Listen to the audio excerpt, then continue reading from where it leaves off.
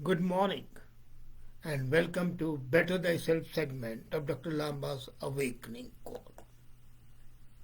A few days back, a friend asked me why is it that the people are not authentic, though I always talk about being authentic. Why do they pose? Why do they show something which they are not? This is hypocrisy. I agree.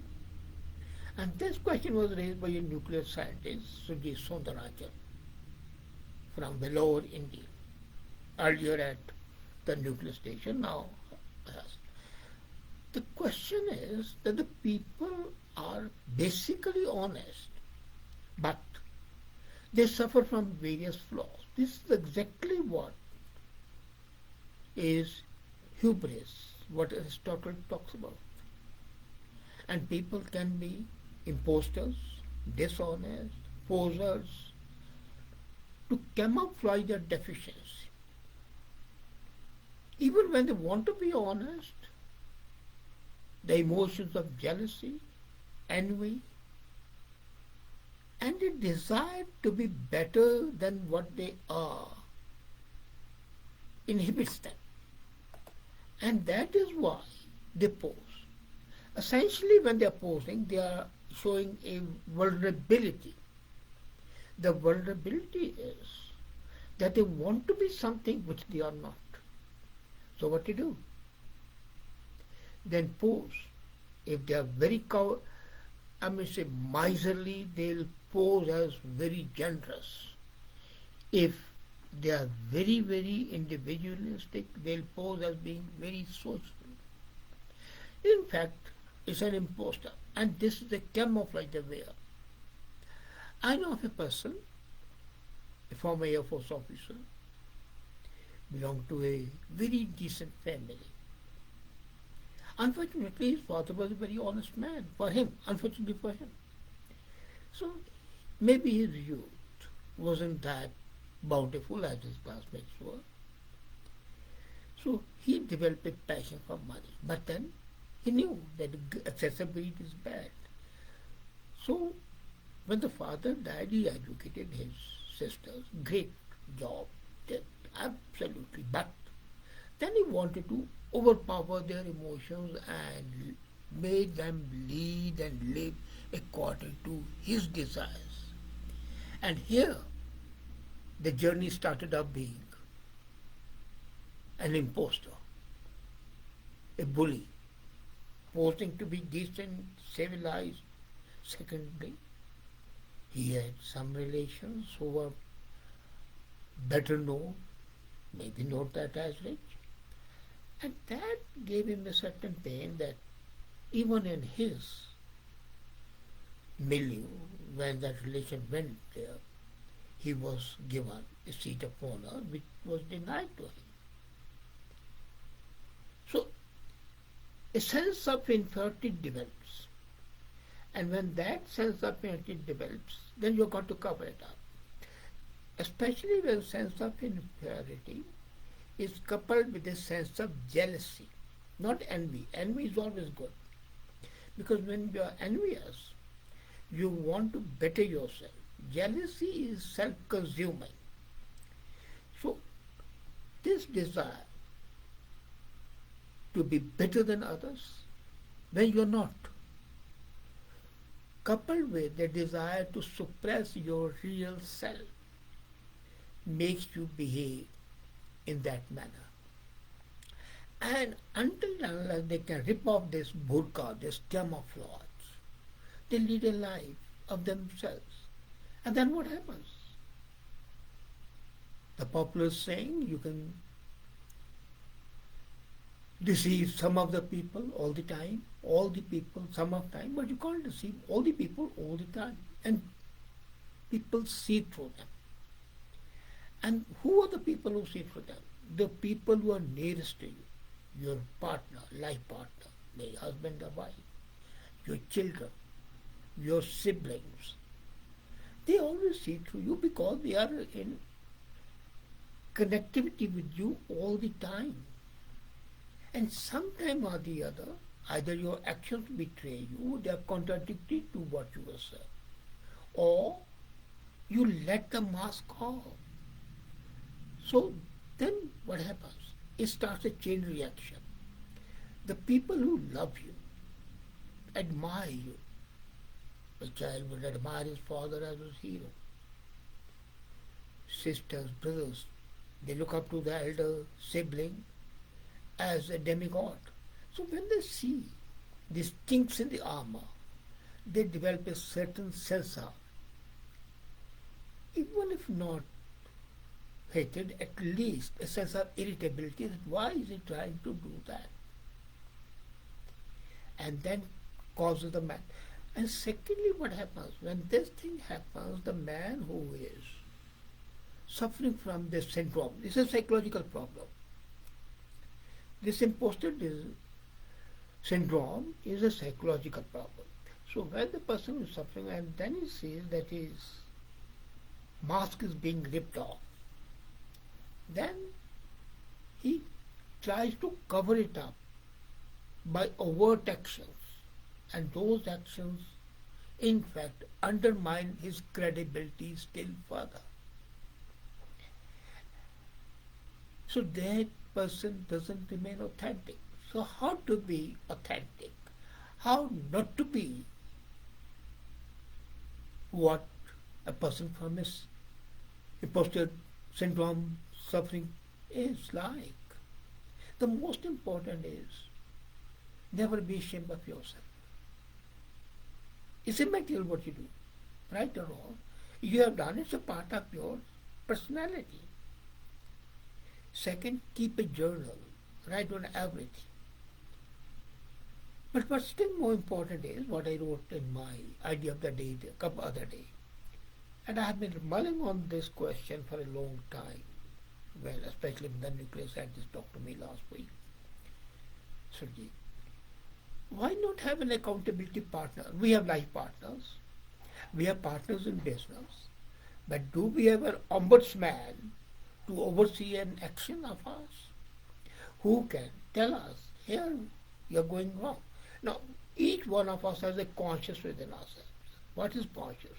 It's a constable inside our mind to tell us whether we are doing something right or wrong. Right? But then, when we keep on ignoring the voice of conscience, then the conscience keeps quiet. It says that other man is incorrigible, so ignore it. So what we need to do is an outside, objective, but well-wishing person whom I call accountability partner.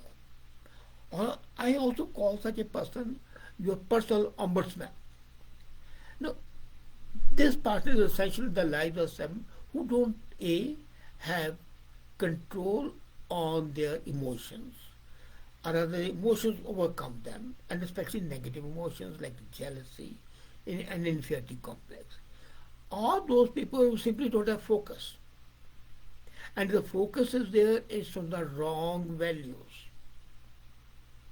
Now, many human beings get overwhelmed with our targets, feel like it's a losing battle, especially when the children and the spouse start seeing the chinks in the armor, they lose your interest and you are fighting a losing battle. So at that time, this accountability partner is a perfect antidote and to monitor. And you can ask them to constantly remind you or even irritate you by asking the questions on a weekly, daily, or a monthly basis, and then questioning everything. Why did you do this? Why did you say this? And if you're keeping a journal along with the accountability partner, and you can, because you may not be with you 24 hours a day, so be honest in that journal and give it to the accountability partner.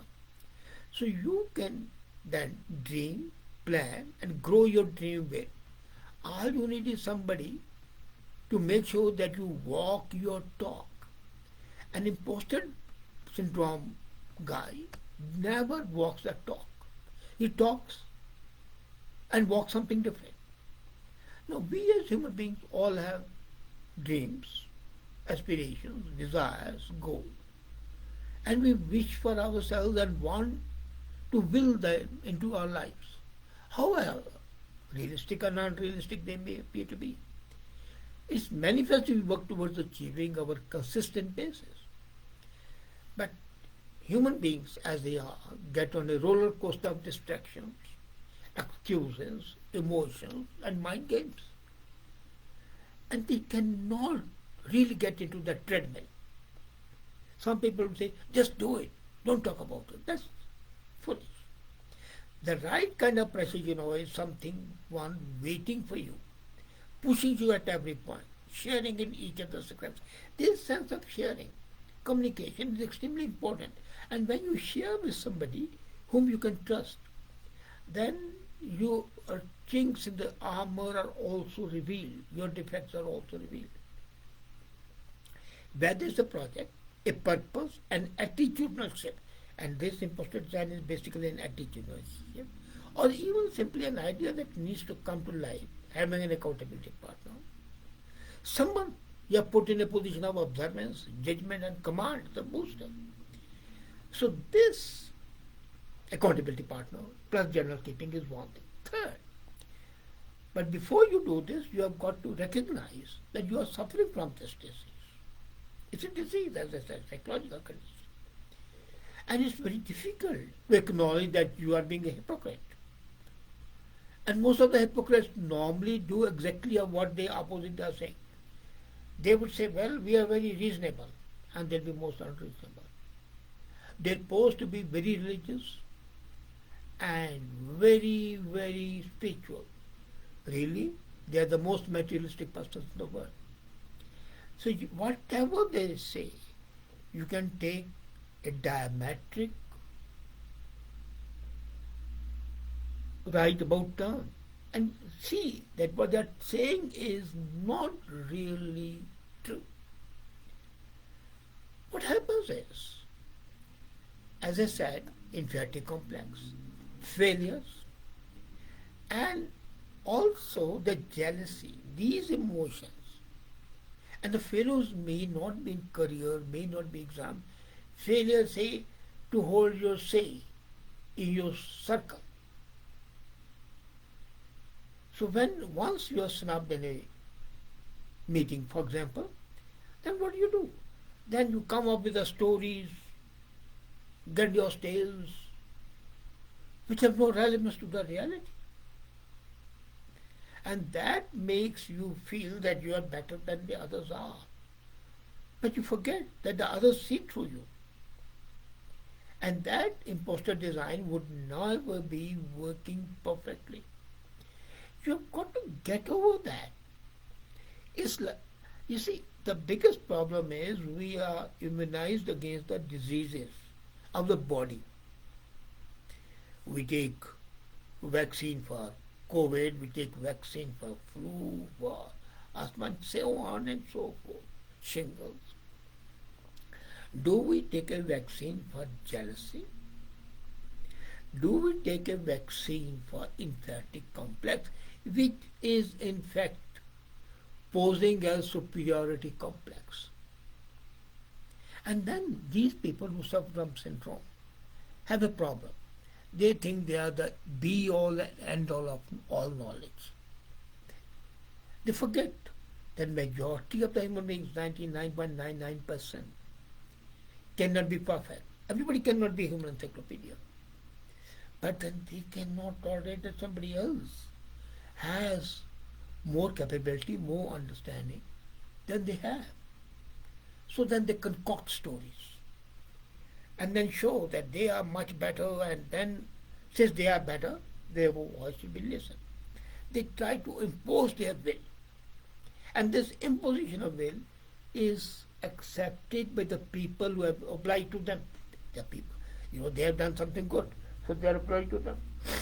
And then that feeds them further. This, once you start obliging, or you are getting obliged by somebody, your ego is boosted. And ego, if it is boosted in a good manner, in reality is welcome.